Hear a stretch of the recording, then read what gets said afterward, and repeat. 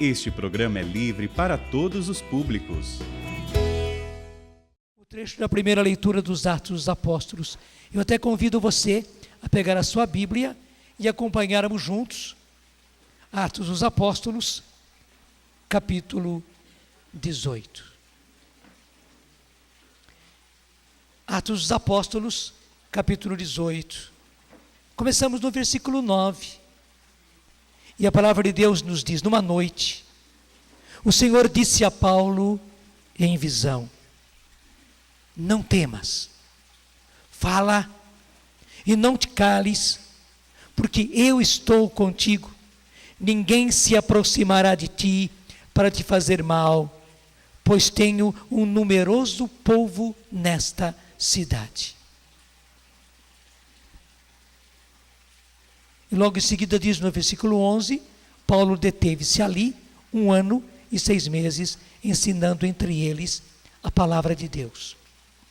Você pode até achar que foi pouco tempo que Paulo ficou ali em Corinto. Paulo se deteve ali 1 ano e 6 meses, ensinando entre eles a palavra de Deus. Mas não, é ao contrário, o lugar onde mais Paulo ficou foi justamente em Corinto. Em nenhum outro lugar ele ficou mais do que isso. Ele ficava 1 mês, ficava 2 meses, ficava 3 meses. Muitas vezes até ele tinha intenção de ficar mais tempo. Mas as perseguições vindas dos próprios judeus fizeram com que Paulo, muitíssimas vezes, rapidamente, depois de semanas, tivesse que deixar aquele lugar. Mas impressionante, em todos os lugares, ele já tinha deixado a semente do que Deus queria fazer ali. Mas eu quero chamar a sua atenção ainda para tudo isso que está nesse capítulo 18 dos Atos dos Apóstolos. Nós começamos no versículo 9. Pega lá no começo, quando começa o capítulo 18. Versículo 1 ainda. Depois disso, saindo de Atenas, Paulo dirigiu-se a Corinto. Encontrou ali um judeu chamado Áquila, natural do Ponto, e sua mulher Priscila. Eles pouco antes haviam chegado da Itália, por Cláudio ter decretado que todos os judeus saíssem de Roma. Paulo uniu-se a eles. Como exercessem o mesmo ofício, morava, preste atenção, morava e trabalhava com eles. Eram fabricantes de tendas. Paulo sempre exerceu esse ofício. Eles moravam em tendas. Grandíssima parte do povo morava em tendas e não em casas fixas. Como as nossas barracas de acampamento, né? Um pouco mais bem feitas. O tecido era um pouco mais forte, mas eram em tendas, eram em barracas que eles moravam. E Paulo era um desses fabricantes de tendas. Aliás, uma profissão muito boa naquele tempo, porque tinha muita procura, todo mundo precisava. E quando envelhecia aquele tecido, aquela tenda, era-se obrigado a adquirir uma outra. Então, eles sempre tinham um ofício. Seria como os nossos pedreiros hoje, que sempre têm que estar construindo casa, reparando casa. Igualmente, os fabricantes de tendas sempre tinham trabalho. E Paulo trabalhava nisso. Um trabalho duro, um trabalho pesado, um trabalho braçal, um trabalho feito com as mãos. Mas note como se segue. Versículo 4. Todos os sábados, ele falava na sinagoga e procurava convencer os judeus e os gregos. Portanto, Paulo só pregava no sábado.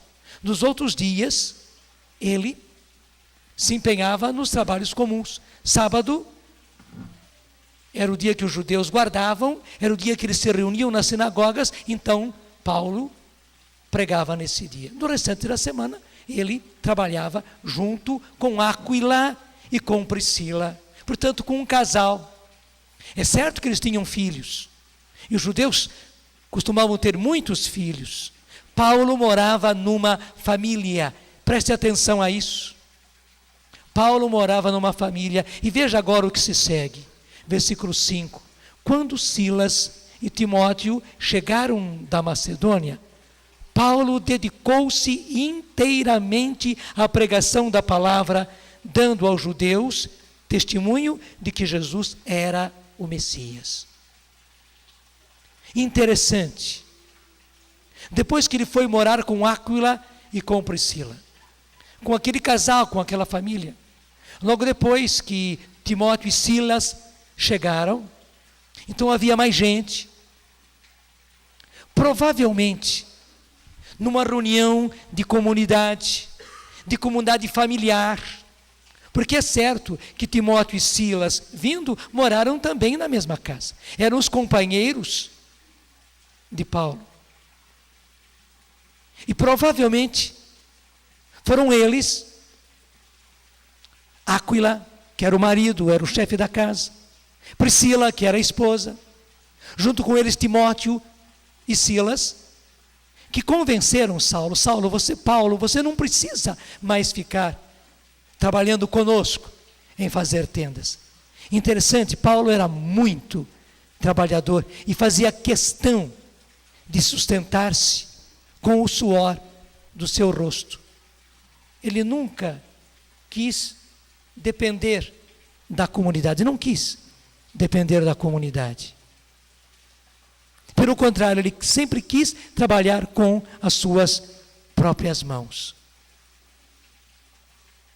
Mas, e preste bem atenção, quando ele começou a viver, quando ele começou a morar com uma família, então tudo se mudou.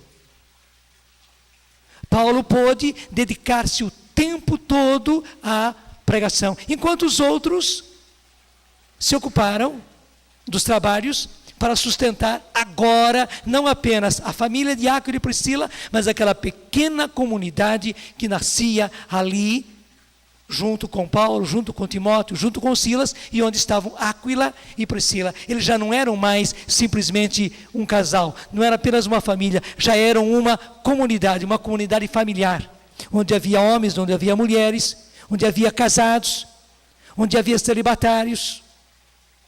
Porque Paulo era celibatário. Paulo não se casou a vida inteira.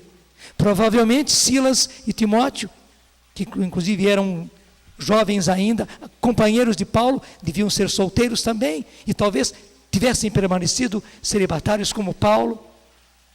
Mas de qualquer maneira, era uma comunidade, onde havia pessoas de diferentes estados de vida.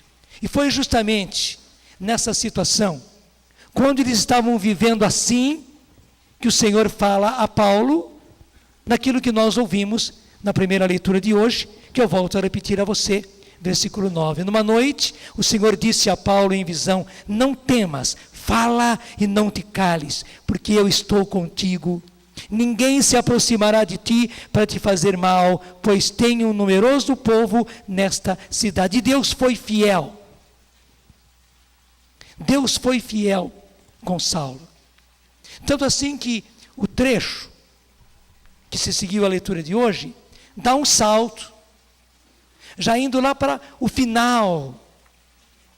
Depois de 1 ano e meio que Paulo esteve com eles, é que acontece aquilo. Depois de 1 ano e meio, os judeus se amotinam, os judeus se põem contra Paulo, daí sim, Paulo acaba sendo obrigado a deixar Corinto e ir para um outro lugar. Mas até aí Deus foi fiel com ele. Por quê? Porque ali havia um numeroso povo na cidade de Corinto, onde Paulo precisava trabalhar. E que beleza! Paulo ali em Corinto, ele trabalha do jeito que ele havia aprendido desde o começo. Paulo começa a pregar o evangelho a eles, mas levá-los imediatamente ao batismo no Espírito Santo e aos dons. Até eu queria que vocês dessem um salto comigo e fossem lá para a carta aos Coríntios, capítulo 1. Carta aos Coríntios, capítulo 1. Aliás, já vamos para o capítulo 2, depois eu volto ao capítulo 1. Primeira carta aos Coríntios, capítulo 2, para ver como é que Paulo chegou na cidade de Corinto. Primeira carta aos Coríntios, capítulo 2. É o próprio Paulo contando: também eu, quando fui ter convosco, irmãos, não fui com o prestígio da eloquência, nem da sabedoria, anunciar-vos o testemunho de Deus. Julguei não dever saber coisa alguma entre vós, senão Jesus Cristo e Jesus Cristo crucificado. Eu me apresentei em vosso meio no estado de fraqueza, de desassossego e de temor. É difícil a gente calcular Paulo assim, né?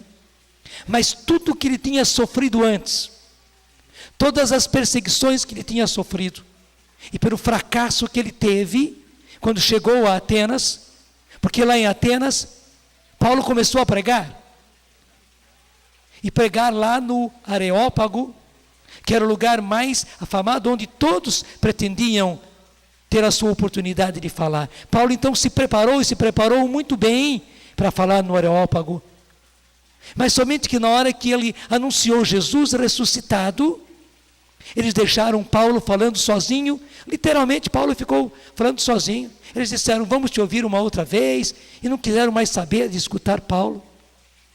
Então todo esse fracasso fez com que Paulo, enviado pelo Espírito Santo, fosse para Corinto, mas nesse estado, como está aí no versículo 3, eu me apresentei em vosso meio, no estado de fraqueza, de desassossego e de temor.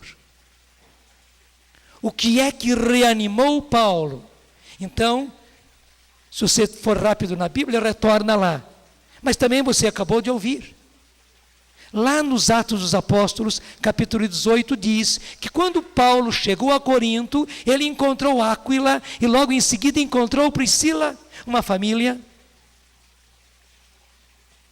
e já foi morar com eles, justamente porque eles tinham o mesmo ofício, eram fabricantes de tendas.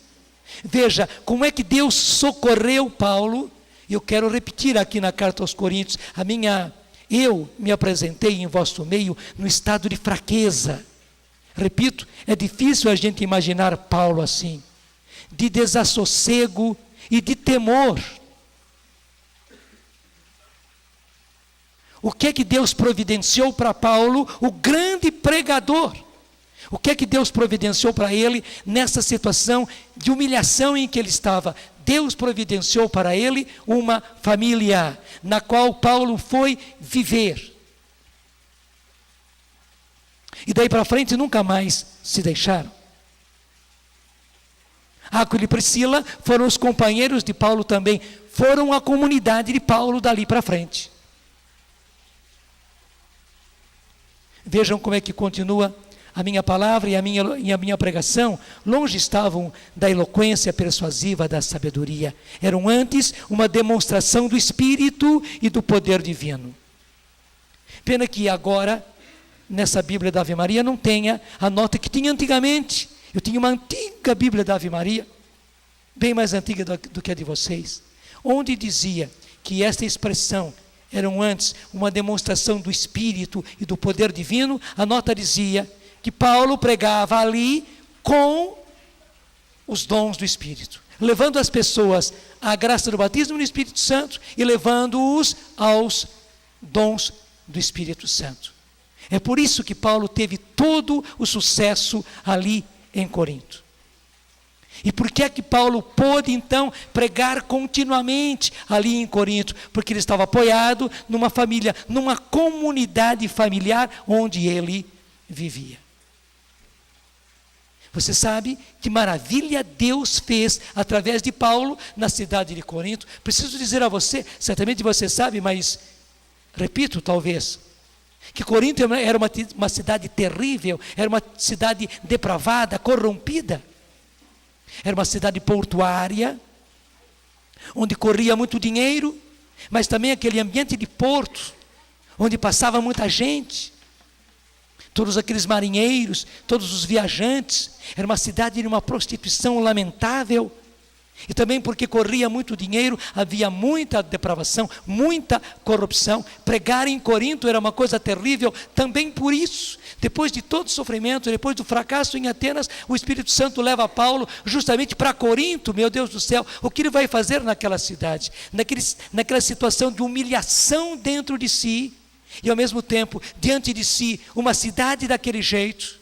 Foi por isso que Deus foi por isso que o Senhor teve que dizer a Paulo: não temas, fale e não te cales, porque eu estou contigo, ninguém se aproximará de ti para te fazer mal, porque eu tenho um numeroso povo nessa cidade. O próprio Jesus precisou animar Paulo, mas depois que Paulo se animou, e que ele pregou com o poder do Espírito, levando o batismo no Espírito, levando os dons do Espírito Santo, a maravilha que aconteceu em Corinto. Vocês sabem, primeiro, que Paulo escreveu as 2 maiores cartas do Novo Testamento justamente para os coríntios. Por que isso? Porque aquela comunidade ela era importante. E segundo, ele mesmo testemunha, agora volto apenas um pouquinho atrás, é na mesma página, apenas um pouquinho atrás, é capítulo 1 ainda, versículo 4. 1 Coríntios, capítulo 1, versículo 4, onde Paulo mesmo diz: não cesso de agradecer a Deus por vós, pela graça divina que vos foi dada em Jesus Cristo. Nele fostes ricamente contemplados com todos os dons. Repito, nele, em Jesus, fostes ricamente contemplados com todos os dons, com os da palavra e os da ciência, tão solidamente foi confirmado em vós o testemunho de Cristo. Assim, versículo 7, enquanto aguardais a manifestação de nosso Senhor Jesus Cristo, não vos falta dom algum. Não é assim que está na sua Bíblia? Não vos falta dom algum. Veja que maravilha Paulo fez em Corinto. Por quê? Por 2 coisas. Primeiro, ele estava apoiado numa comunidade familiar, numa comunidade mista, onde havia homens e mulheres, onde havia casados e solteiros, onde havia filhos, crianças, mas era uma comunidade.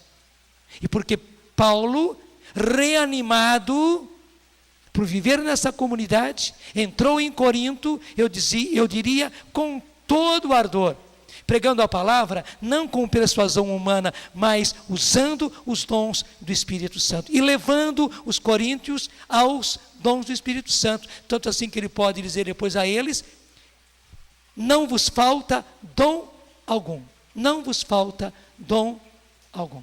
Quer dizer, os coríntios tinham todos os dons, como ele afirma, neles, em Jesus, fostes ricamente contemplados com todos os dons, os da palavra e os da ciência. Meus irmãos, eu fiz questão de me alongar explicando tudo isso,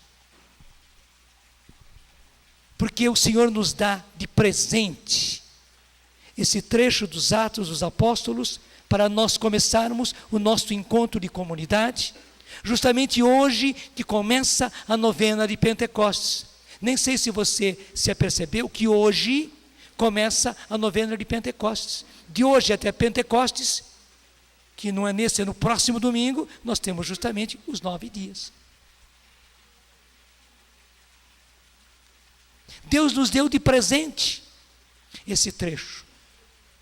Nós não imaginávamos, eu não escolhi as leituras são de hoje. Mas Deus já tinha isso no coração dele.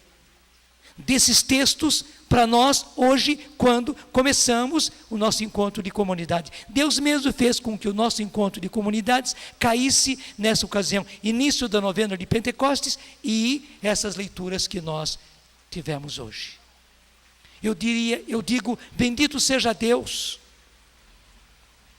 O grande dom que Deus deu à igreja, agora é o próprio Papa João Paulo II quem afirma, o grande dom, o grande carisma que Deus deu à igreja nesses tempos são aquilo que o Papa chama de as novas comunidades. Comunidades novas. E por que o Papa chama de comunidades novas? Nesse novas já existe algo de renovadas.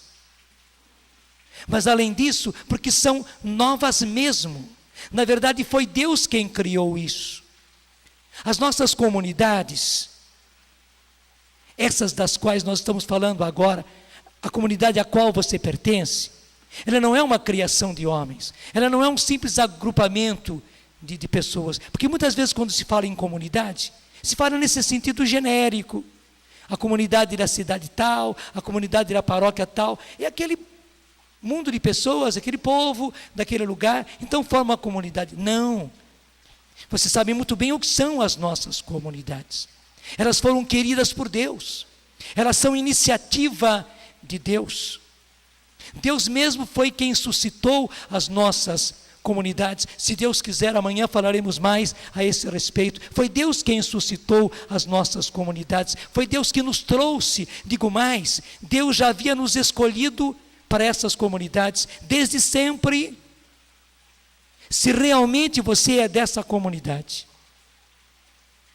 se realmente Deus quer você nessa comunidade, desde sempre Deus já sabia disso e já queria você nessa comunidade. Quando Deus criou você, Deus já queria que você estivesse nesta comunidade. É uma iniciativa de Deus, não é iniciativa nossa. Também aqueles que iniciam a comunidade, aqueles que são chamados fundadores, porque a pessoa que Deus escolhe para dar início, porque a comunidade não é o resultado de uma união de pessoas. Pelo contrário, Deus suscita alguém.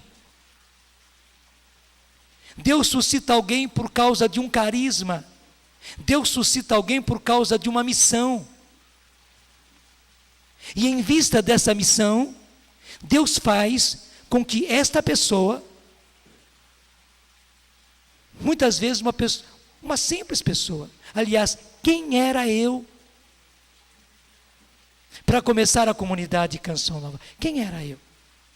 Claro, graças a Deus, eu já era padre. Mas devo dizer que até entre os meus colegas, eu não era tido em conta de muita coisa, não. Mas Deus escolheu a mim para eu dar início a essa comunidade. Também, cada uma das suas comunidades teve um fundador, um iniciador dessa comunidade, que talvez nem foi padre, provavelmente um leigo, talvez um jovem, como aconteceu com o Shalom e várias outras comunidades, um jovem é que iniciou a comunidade.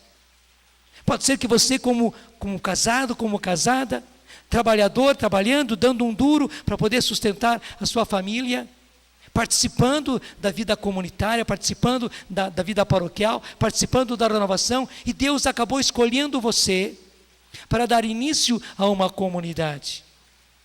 E Deus mesmo colocou nessa pessoa, que Deus queria que fosse o iniciante, o fundador da comunidade, Deus colocou nessa pessoa uma atração, não uma atração dele, mas uma atração do carisma que Deus queria que se iniciasse.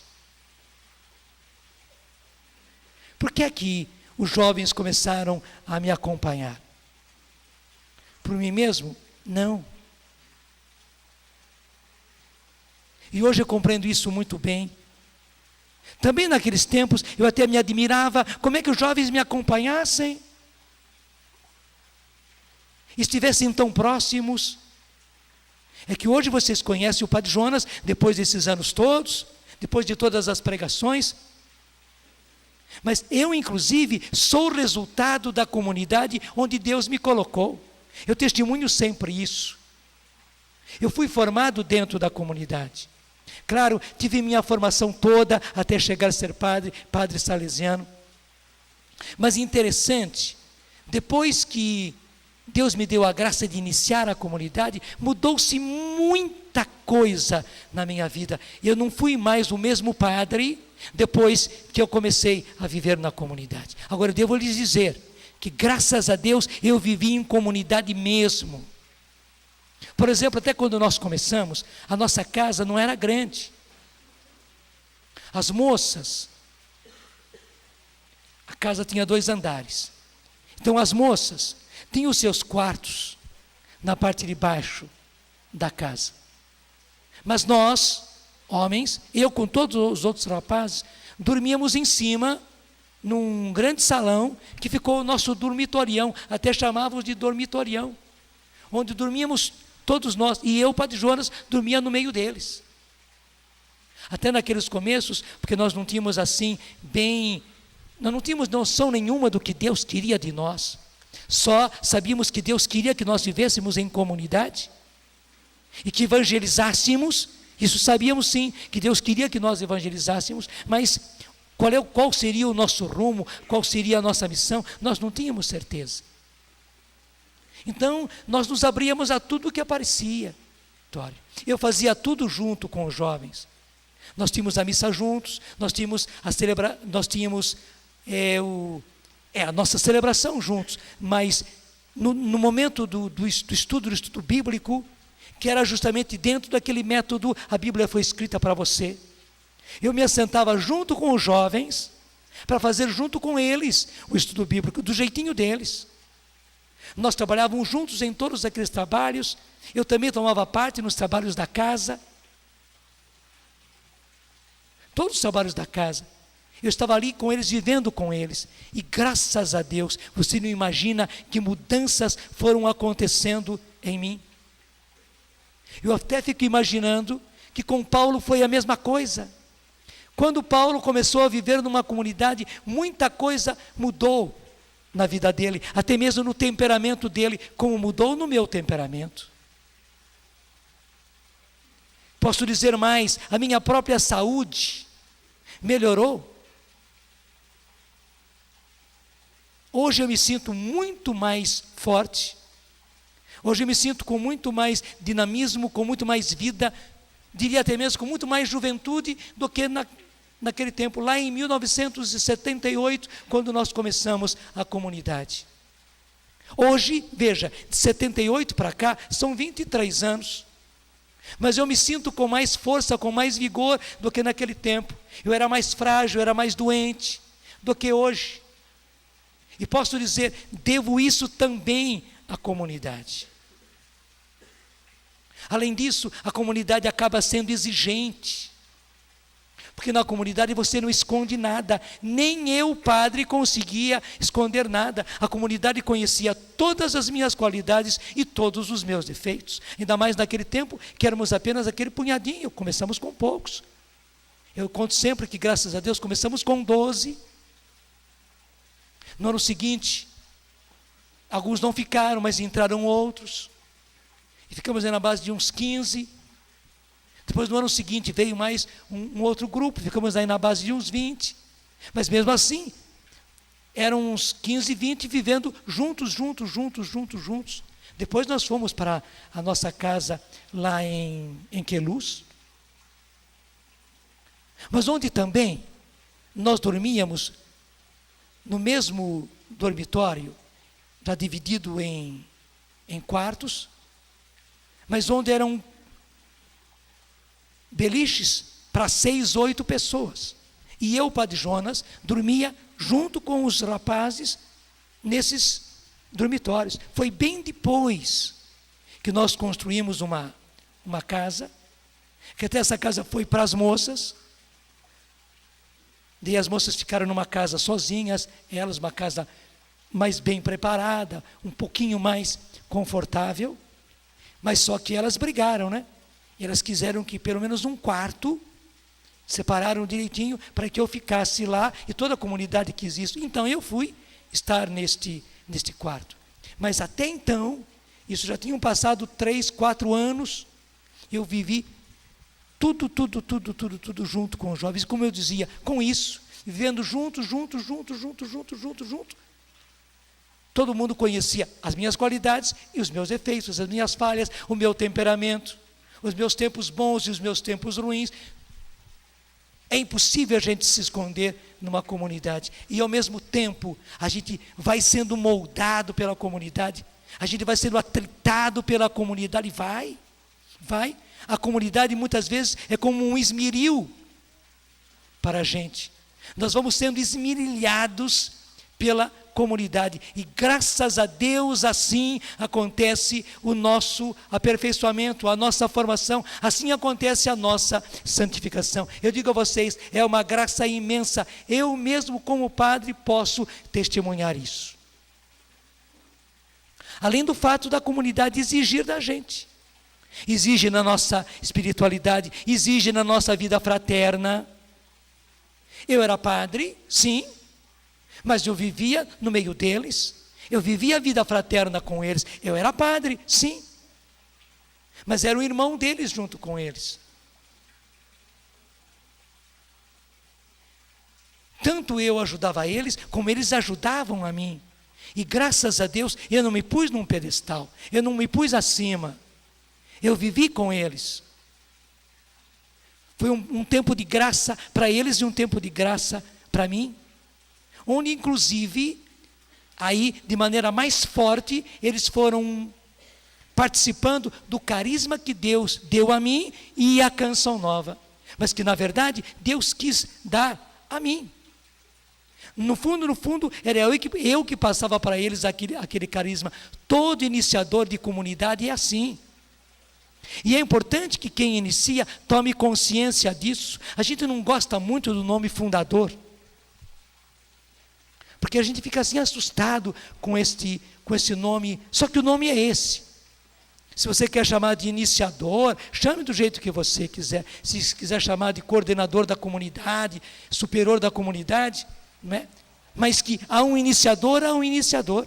E sobre esse Deus coloca o carisma e a missão própria da comunidade. E os outros vão recebendo o carisma e vão recebendo a missão deste.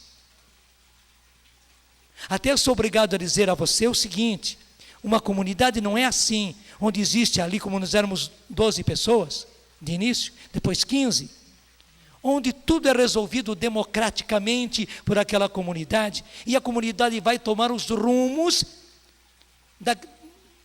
da decisão daquela democracia, onde eles democraticamente resolvem o que vão fazer, o que não vão fazer, como vão viver. Não, não é assim. Inclusive o nosso modo de vida vem de Deus. E é interessante, cada comunidade tem um modo de vida dado pelo próprio Deus.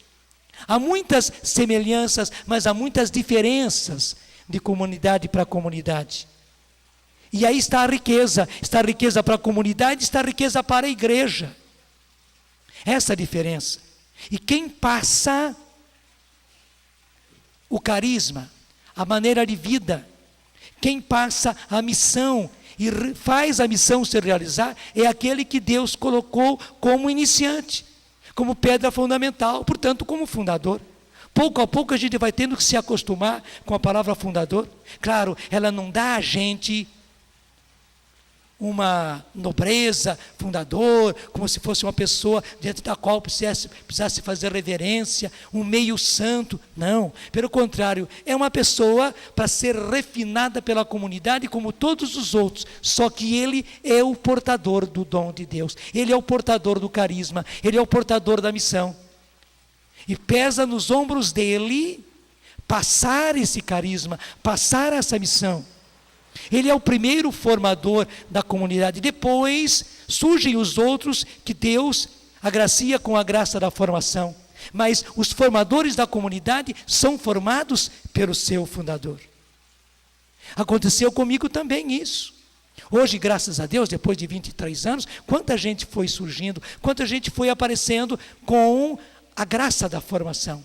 Então a gente cultiva, ajuda essas pessoas a colocarem para fora esse dom que Deus lhes deu, mas na verdade também eles são formados pelo fundador. E aí acontecem as maravilhas de Deus.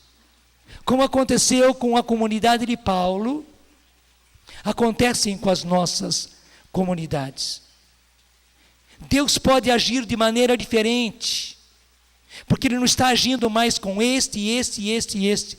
Não, Deus está agindo agora com um corpo. A comunidade forma um corpo. onde Deus tem muito mais liberdade e onde Deus pode colocar muito mais eficácia. É uma coisa importante eu dizer a você isso. Se nós fôssemos pegar as qualidades e as capacidades desse, daquele, de cada um da comunidade, a somatória de todas as capacidades é pequenininha em comparação com a eficácia que Deus dá à comunidade toda. A comunidade é muito mais eficaz, ela faz muito mais, ela produz muito mais.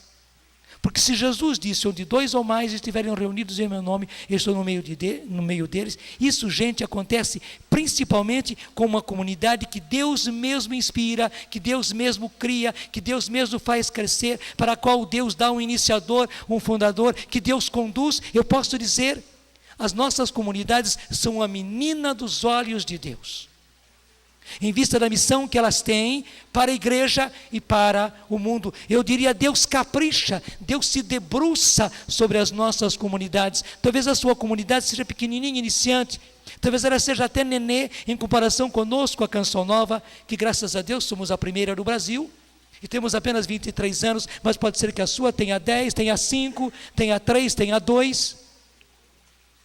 A sua comunidade talvez seja nenê em comparação conosco, que não somos tão velhos assim, mas temos mais anos. Mas, especialmente pelo fato de você ser uma comunidade talvez iniciante, Deus se debruça com muito mais carinho sobre a sua comunidade para cuidar dela. Especialmente da sua comunidade, eu preciso dizer, a sua comunidade é a pupila dos olhos de Deus. E sou obrigado a dizer uma outra coisa: ai daqueles que tocam na pupila dos olhos de Deus.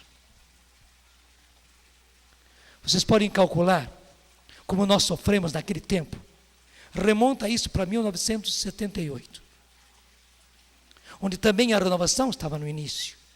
Eu comecei com a graça do batismo no Espírito Santo em 71, em novembro de 71. Em 72 que nós começamos a viver renovação carismática aqui na nossa diocese de Lorena. Foi tudo muito difícil, mas quando nós começamos em 78 a comunidade, onde a inspiração de Deus era essa, não é que eu quis, não. Quando nós começamos a comunidade, Deus me colocava muito claramente que não era só rapazes e não era só moças. Deus não me inspirava a criar uma comunidade de rapazes, nem mesmo uma comunidade de moças, não. Deus me mostrava que era junto, rapazes e moças vivendo juntos, em sadia convivência, mas vivendo juntos. Humanamente parecia um absurdo, uma loucura, mas era o que Deus queria. E toda vez que eu tentava pensar diferente, até mesmo que eu tivesse num lugar a casa dos rapazes e tal, e lá no outro lugar a casa das moças, portanto, no fundo, uma comunidade, mas não vivendo juntos, Deus não deixava, Deus não permitia. Deus queria que nós vivêssemos juntos, que nós trabalhássemos juntos, que nós rezássemos juntos, todos juntos. Foi difícil para as pessoas entenderem. E sou obrigado a dizer a você que um grupo de pessoas da renovação, que estavam juntos conosco, que nos conheciam, que até digo nos amavam, e valorizavam muito o meu trabalho e tal. Quando nós começamos a viver em comunidade desse jeito, elas foram correndo no bispo, naquele tempo era Dom João já. Dom João Hipólito de Moraes era o nosso bispo nesse tempo. Foram dizer a Dom João que aquilo não era comunidade coisíssima nenhuma, aquilo era bagunça. Onde já se viu, né, um padre morando e vivendo e trabalhando com rapazes e moças numa casa só. Não, isso é bagunça. E disseram para o bispo, daqui a 9 meses as moças da comunidade vão estar com os nenês nos seus braços. O bispo me chamou, graças a Deus, Dom João foi sempre um pai. Ele me disse, é por isso que eu quero vocês pertinho de mim. Tanto que nós moramos numa casa que era da diocese, a um quarteirão justamente era a casa de Dom João. Ele nos queria realmente debaixo dos olhos dele. E disse, é por isso que eu quero vocês debaixo dos meus olhos. Ele disse, eu não compreendo isso. Veja que bonito, eu não compreendo isso. Mas eu confio, Padre Jonas. Continue, só que fiquem próximos de mim, fiquem debaixo dos meus olhos. Impressionante, gente. Graças a Deus, não aconteceu com nenhuma das nossas moças de se engravidarem antes do casamento. Pelo contrário, depois, aquelas que eram chamadas ao casamento e os rapazes que eram chamados ao casamento se casaram. Hoje eu tenho uma multidão de netos, porque todos eles se consideram meus filhos, e muito mais essas crianças que vieram deles me consideram vô e me chamam de vô e me tratam como vô. Mas escute essa outra.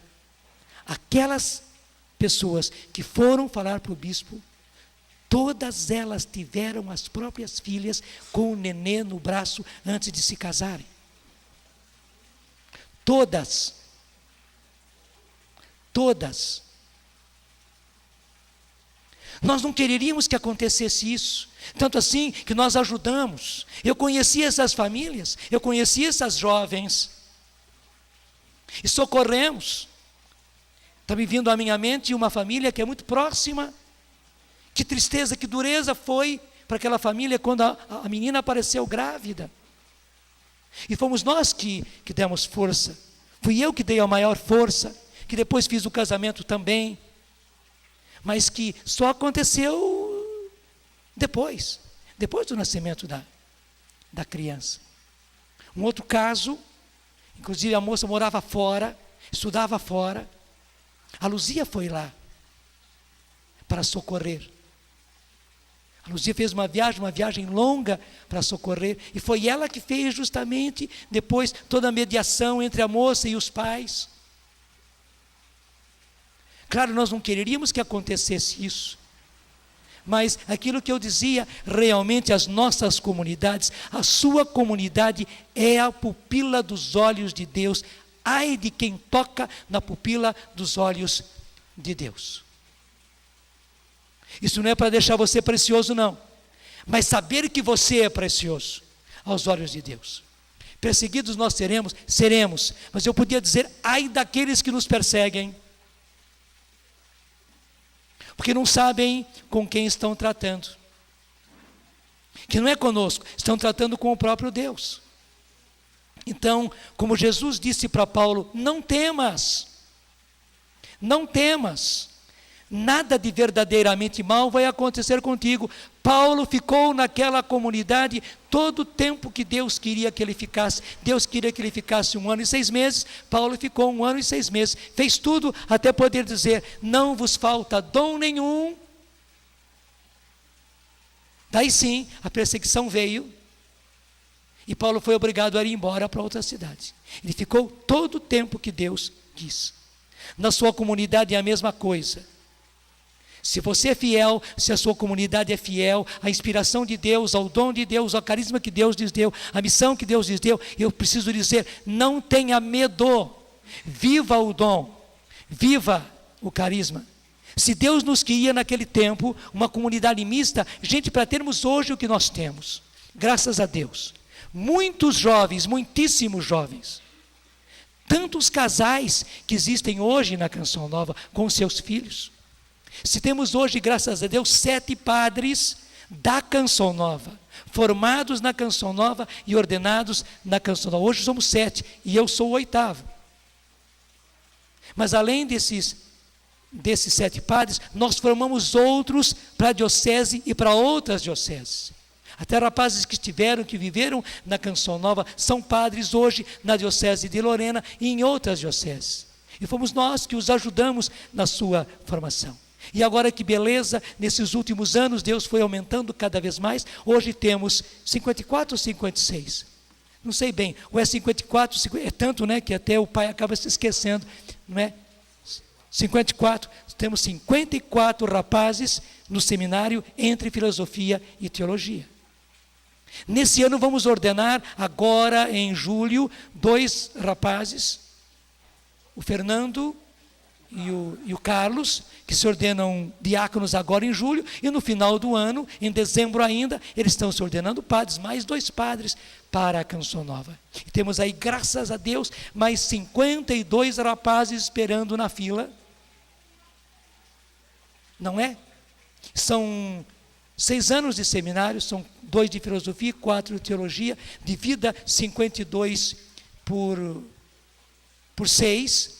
Você vai ver quantos padres nós estaremos a cada ano ordenando. 6, 7, 8 padres a cada ano, daqui a pouquinho. Daqui a pouquinho. Nós nunca imaginávamos que fôssemos chegar a isso.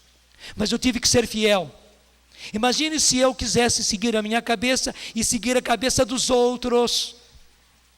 Foi duro? Claro que foi duro. Vocês não imaginam tudo aquilo que eu escutei. Me lembro direitinho de uma reunião no qual o próprio pessoal, muito ligado comigo, até depois continuaram ligados, mas fizeram uma reunião, gente, me questionaram de todos os jeitos. Me contestaram de todos os jeitos, e eram os dirigentes da renovação carismática na nossa diocese, lá na nossa cidade, com quem eu trabalhava. Para eles era um absurdo aquilo que eu estava fazendo, inclusive era uma traição à renovação, era uma traição aos grupos e tudo mais, porque, afinal das contas, agora o Padre Jonas estava com um grupo de jovens preguiçosos, que não faziam nada, que não queriam saber de trabalhar, que comiam às custas do Padre Jonas, né? E aqueles poucos jovens roubaram o Padre Jonas da renovação em toda a diocese e nas outras cidades. Vocês não imaginem o que eu sofri. Não estou contando lamúria, né? Mas é para justamente você entender os sofrimentos que você está tendo. Porque certamente, ainda mais se a sua comunidade é leiga, a nossa também é leiga, ela foi instituída por um padre, foi iniciada por um padre, mas a nossa comunidade ela é leiga. Tanto assim que logo os 2 que estão abaixo de mim são o Eto e a Luzia. Embora nós tenhamos 54 seminaristas, mas temos muito mais leigos, entre homens, mulheres, casados, solteiros, e a nossa comunidade ela é leiga, embora tenha padres. Os padres estão a serviço da comunidade, mas é a grande riqueza que Deus fez, porque hoje a graça da consagração é para todos, é para solteiros, é para casados, e talvez a sua comunidade seja inteiramente leiga, talvez vocês não tenham nem padre, precisam recorrer à paróquia, algum padre amigo, algum padre que conheça, ou talvez vocês apenas levem bicadas e pauladas e tudo, vocês sejam o patinho feio dentro da paróquia, dentro da cidade, dentro da diocese. Mas eu digo para vocês, e agora vocês vão me entender bem, aguenta firme. Aguenta firme, meu filho, aguenta firme, minha filha. Eu também tive que aguentar, também os membros da Canção Nova tiveram que aguentar, Paulo também teve que aguentar. Mas o que Deus fez com Paulo, o que Deus fez comigo e com a Canção Nova, Deus está fazendo e vai fazer com a sua comunidade. Aguenta firme. Esse sofrimento, ele não é para sempre. Pelo contrário, diz como Jesus disse no alto da cruz: Pai, perdoa-lhes, porque não sabem o que fazem, não sabem onde estão tocando. Não sabem onde estão tocando. Ninguém está pedindo que Deus venha castigá-los. Mas não tenha dúvida, quem toca e quem toca maldosamente na pupila dos olhos de Deus, vai ter que se ver com Deus. Não estou rogando praga, entende? Apenas eu estou constatando uma realidade, para dizer a você que não tenha medo. Eles não estão tratando com homens, eles estão tratando com o próprio Deus. É o que disse Gamaliel, né? Se a obra deles é uma obra humana, ela vai se desfazer. Mas, se a obra deles é de Deus, e vocês se contrapõem, vocês estão se contrapondo com o próprio Deus. Gamaliel podia dizer, em linguagem nossa bem brasileira, vocês estão comprando uma briga com o próprio Deus. Quanta gente, infelizmente, comprando briga com Deus. Você não sabe o que é comprar uma briga com Deus. Não é? Então, por que eu estou dizendo isso? Não tenha medo. Não tenha medo, porque quem guarda as nossas comunidades é Deus, porque foi Ele quem as quis, foi Ele quem as instituiu, foi Ele quem colocou nelas um iniciador. É Deus que conduz as nossas comunidades, porque se Deus não construir as nossas comunidades, é em vão que nós tentamos construí-las. Se Deus não trouxer formação para as nossas comunidades, é em vão que nós as tentaremos formar. Se Deus não encaminha a missão da nossa comunidade, é tolice querer nós imprimirmos uma missão à nossa comunidade. Isto é obra de Deus, um verdadeiro milagre aos nossos olhos. Não é só a Canção Nova, não. E a minha grande alegria é ver quantas comunidades Deus tem suscitado. Encontros como esse, que nós estamos tendo agora aqui, já aconteceram vários, em vários pontos do Brasil, e também nos outros lugares era um número de gente assim, como estamos tendo aqui. E claro, vocês são representantes das próprias comunidades, não veio para cá a comunidade inteira. Talvez haja alguma exceção de alguma comunidade que não é tão grande, que pode vir todo mundo, mas é uma exceção. É certo que você veio aqui representando a sua comunidade. Graças a Deus, quantas comunidades espalhadas por este Brasil. E aliás, graças a Deus, o próprio Papa João Paulo II disse que esta é a grande e linda primavera da igreja. As comunidades, inspiradas pelo próprio Espírito Santo e conduzidas pelo próprio Deus, são a grande primavera para a igreja. Claro, não somos tudo. Não somos tudo, mas o Papa disse que nas comunidades está a primavera da igreja. Então eu digo mais uma vez, seja fiel. Seja fiel ao seu chamado. Seja fiel ao carisma que Deus depositou em você. Seja fiel à missão que Deus deu à sua comunidade. Se Deus quiser, amanhã e depois vamos falar muitas coisas das várias palestras sobre isso, sobre o carisma, sobre a fundação, sobre o fundador, sobre a missão. Muitas coisas vão ser ditas, muitas coisas você sabe, muitas coisas você vai aprender, mas já estou dizendo, seja fiel, porque a nossa fidelidade é a fidelidade ao próprio Deus, que tem uma missão para todos nós.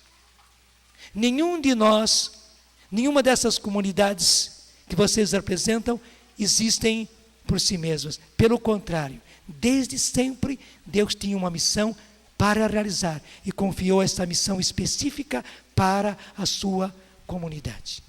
Se você quer um exemplo, veja a Canção Nova. Quando nós começamos, quando é que eu pensava que Deus fosse fazer tudo isso? Quando é que eu pensei que Deus fosse colocar nas nossas mãos rádio, e essa rádio crescesse, e depois televisão, essa televisão crescesse, essa televisão estivesse no Brasil inteiro, essa televisão estivesse fora do Brasil?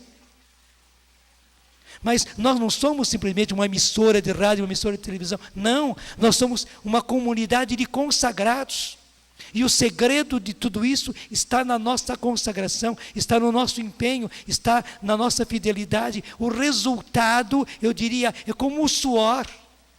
O resultado é o trabalho que nós fazemos por rádio, por televisão, por encontros, por acampamentos, por livros, por vídeos, por fitas. Mas tudo isso é o resultado. E esse resultado ajuda você. Deus nos colocou na frente, por isso que nós somos os primeiros, por isso que nós temos 23 anos. Mas o fato de sermos os primeiros apenas nos dá mais a responsabilidade de dizer para vocês, o caminho é por aí, aguenta firme, vai por ele, porque Deus vai fazer com você muito mais do que nós. Nós abrimos caminho. Os que abrem caminho só podem fazer aquilo. Os que vêm atrás podem fazer muito mais. Tenha certeza, se você for fiel, vai acontecer aquilo que Deus disse a Paulo. E hoje não é apenas na sua cidade, não, é nesse Brasil inteiro. Que Deus tem um numeroso povo que lhe pertence. E a sua comunidade é necessária nos planos de Deus para que esse povo todo receba o anúncio do Evangelho e receba a salvação que só Jesus pode lhe dar. E é por isso que nós invocamos: vinde Espírito Santo, vinde e fazei que as nossas comunidades realizem a missão que o Senhor lhe concedeu.